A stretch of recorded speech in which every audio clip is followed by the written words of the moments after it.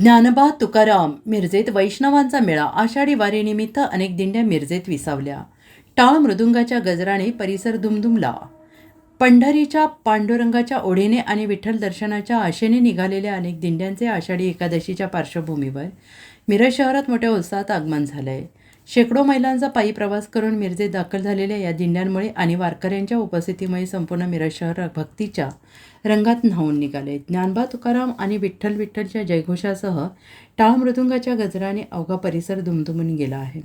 आपली तहानभूक हरपून पंढरपूरकडे मार्गस्थ झालेल्या वारकऱ्यांची सेवा करण्यासाठी मिरज शहरातील विविध सामाजिक संघटना, सेवाभावी संस्था, राजकीय पक्ष, दानशूर व्यक्ती यांनी जय्यत तयारी केली आहे.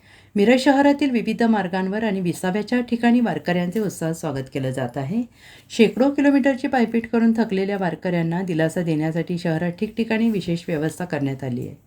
वारकऱ्यांसाठी ठिकठिकाणी सकस भोजन आणि अल्पपहाराची सोय उपलब्ध करून देण्यात आली आहे.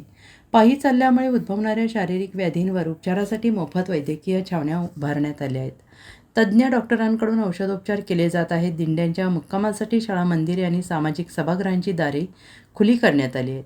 लाडक्या विठू माऊलीच्या भेटीसाठी निघालेल्या या वारकऱ्यांच्या चेहऱ्यावरील भक्तीचा आनंद आणि मिरजकरांची सेवावृत्ती यामुळे मिरजेत सध्या एक अनोखा चैतन्यमय सोहळा पाहायला मिळतो आहे. Bureau report, SPN Marathi, Miraj.